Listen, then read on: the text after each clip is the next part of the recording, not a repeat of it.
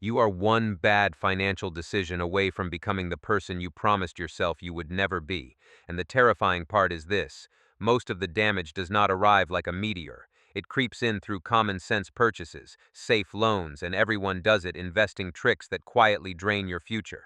This is not financial advice, this is financial education. And in 2026, the rules of money are harsher than any lesson your parents taught you.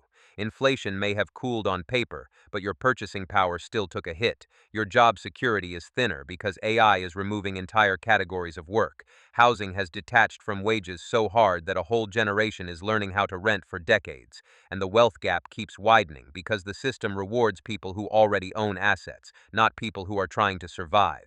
Over the next minutes, I want to walk you through the things you should not do in the current year and the next 3 years, not as vague advice, as direct, painful patterns that show up right before people get buried under debt, scams, and regret. If you recognize yourself in any of this, good. That means you still have time to stop digging.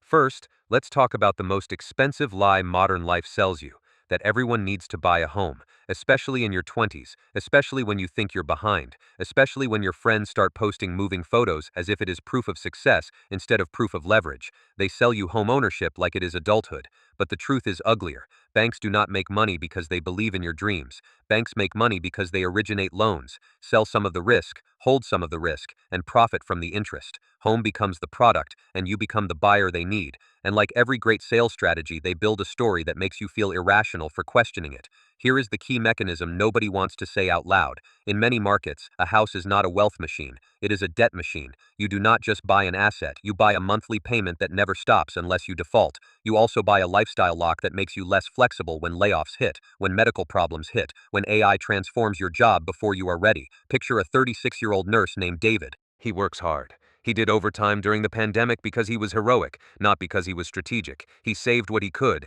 Then he saw rates drop and he told himself, finally, this is the moment. He bought a home outside the city because it was cheaper.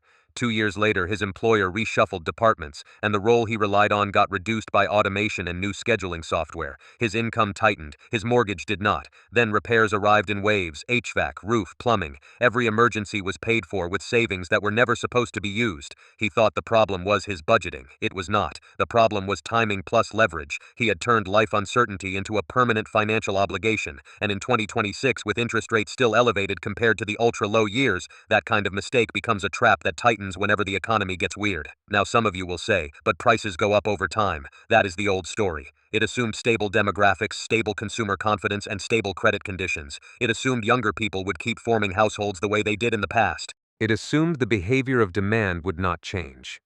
But demand has changed.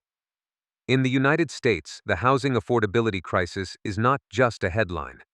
According to Federal Reserve research on housing and affordability, the share of income required for housing has remained stubbornly elevated since the rapid price increases after 2020. And across many countries, including the United States, the United Kingdom, Canada, and Australia, wages did not rise fast enough to match the jump in home prices. So you get a permanent separation. House prices behave like something controlled by capital, while wages behave like something controlled by labor. When you detach prices from wages, you do not create home ownership. You create waiting rooms. You create renters who become permanent unless policies intervene or incomes catch up. You create a generation that does not see a mortgage as liberation. They see it as a cage. And the most dangerous part is the way the narrative gets sold to young people. They are told to take the plunge because if you wait, you lose. But waiting is not laziness. Waiting is risk management. Waiting is refusing to sign a 30-year contract during a period when the underlying assumptions are changing. If you are thinking about buying a home right now, stop and ask the question nobody asks at the closing table. What happens to you if your income drops while your payment stays fixed? What happens to you if you need to relocate for work but you cannot because selling costs and transaction fees are brutal? What happens if a repair hits at the same time as a health event? Now for the cliffhanger. Because the home story is only the first trap. The second trap is what people do after they buy or try to buy. They keep playing the same high-risk game with money they cannot afford to lose, which brings us to the next thing you must not do in the current year and the next 3 years. Treat the stock market like a place where individuals can just learn their way into easy gains. Let me say this plainly. The stock market is not a lottery, and it is not a fair fight. It is a business environment designed for professionals to win more often than amateurs. And in 2026, that advantage is not just about information. It is about machine speed, data models, and aggressive order execution.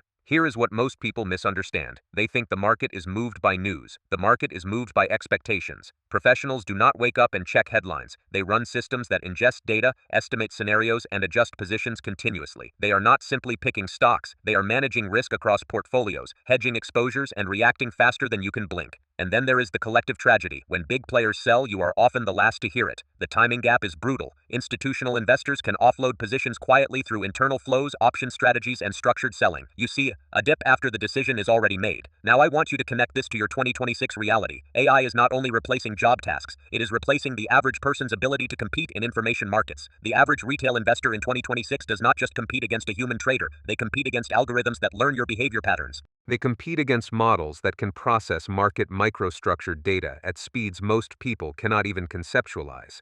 The result is simple.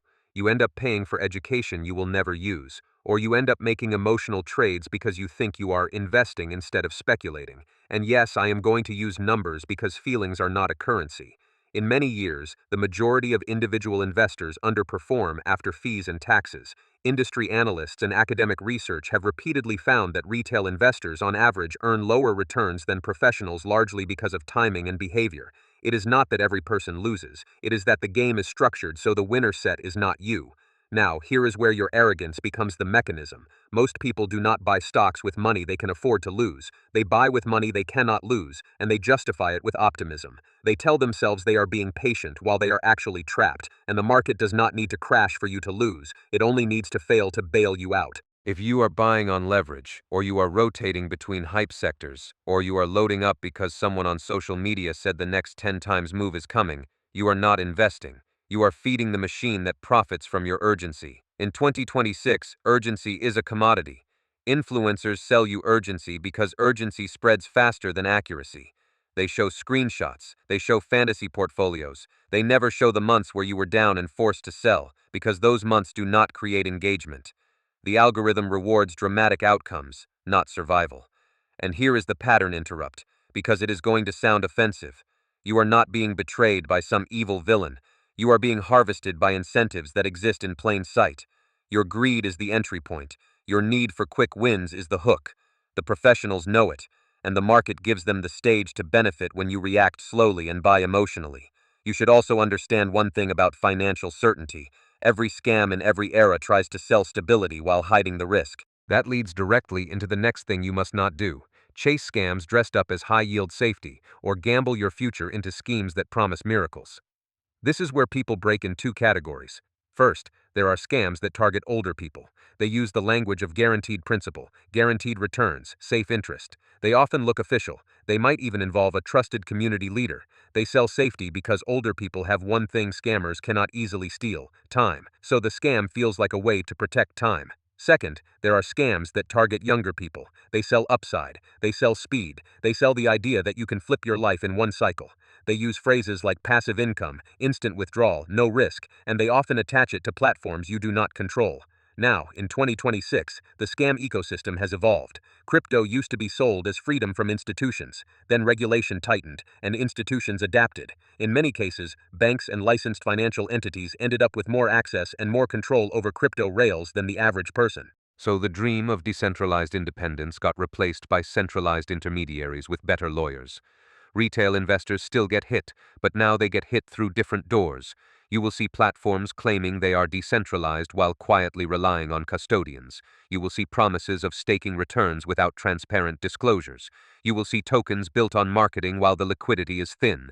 And the moment people try to cash out, the exits are not really exits. They are delays, they are account freezes, they are maintenance, they are new requirements. Remember the scam logic from the classic playbook. It is always the same step-by-step trap. Small payout early to build trust, then bigger deposits required, then withdrawals become harder, then the operators disappear when enough money is collected. Now I want to talk about the emotional psychology because it is more important than the technical details. Scammers are not only stealing money, they are stealing your judgment. They do it by creating a short feedback loop. You put money in, you see a quick reward, you conclude the system works. You then move from maybe to this must be real. But real financial systems are not supposed to feel like slot machines. If it feels too smooth, too easy, too quick, it is not a financial opportunity. It is a transfer of money from your pocket to someone else's balance sheet. And since we are in 2026, connect this to a wider economic reality. Global debt is over $300 trillion worldwide. When debt expands faster than productivity, financial stress builds. That stress does not show up equally. It shows up where individuals are most vulnerable: in housing affordability pressure, in job insecurity, and in the retirement cliff. That is why scam patterns spike during economic fear. People want answers, and they want relief. Scammers provide stories that mimic relief. Now, cliffhanger. Because even if you avoid scams and stop gambling, there is still one behavior that quietly ruins more lives than people admit. It is the behavior you practice every time you say yes to someone else's financial risk. Do not lend money to anyone in the current year and the next 3 years, not friends, not family, not just this once, not even when they have a good story. Especially then. I know what you are thinking. You are thinking about loyalty. You are thinking about compassion. You are thinking about how you would want someone to help you if you were in trouble. But lending is not compassion. Lending is taking responsibility for another person's uncertainty. Most people who borrow from friends do not treat the relationship like a loan agreement. They treat it like a moral debt. They turn your generosity into leverage over you. Then when you ask for repayment, they do not respond with gratitude. They respond with tension. If you press, they accuse you. If you stay silent, they disappear. And the worst part is this: even when they swear they will pay you back, their urgency becomes your trap. They are asking because they cannot get funded elsewhere, and that usually means something is wrong with either the plan or their capacity to repay. Here is a micro story. Picture a young professional named Maya, 31, working in customer success. She has a stable salary, but her rent has risen, and she is trying to build an emergency fund because she learned the hard way that unexpected expenses are not unexpected anymore. Then a cousin asks for money to cover business startup costs. It is not a tiny amount. It is enough to drain Maya's buffer. The cousin promises it will be paid back quickly, with profits included. Maya says yes. She tells herself she is supporting family. Months pass. The payments do not arrive. She checks messages and gets delayed responses. Then one day the cousin posts a smiling photo about new opportunities, and Maya realizes something brutal. The money is not about a business problem. It is about a personal pattern. And then the relationship changes. Not dramatically. It decays. It becomes awkward. It becomes cold. Maya is not just out cash. She is out trust. Now let's link this to 2026. Your buffers are already thinner because cost of living pressure did not magically reverse.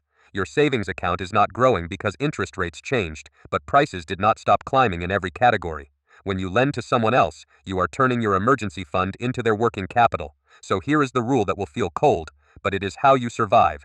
If someone needs money, you do not lend. You either help in a way you can afford to never recover, or you do not help at all. Lending is recovery-based hope. It is not charity. And if you still feel the pull to help, consider a different approach. If the person is truly running a real opportunity, ask for transparency. Ask for documents.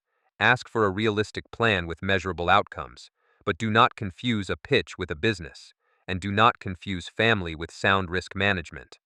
Now we have 3 traps identified: the home lie, the market casino illusion, and the lending trap. But there is one more, and this is where the script gets darker, because it connects to the retirement crisis and your future freedom. Do not blow your money on luxury consumption you cannot sustain, and do not tie your dignity to a purchase that requires future debt. In 2026, the luxury trap is not about buying a fancy watch. It is about buying status with money you do not have, then trying to outrun the consequences. A lot of people are stuck in the car payment treadmill. A lot of people are stuck in the upgrade cycle.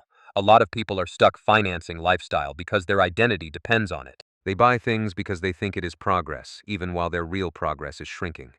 Meanwhile, the retirement reality is getting worse. Social Security funding gaps have been discussed for years.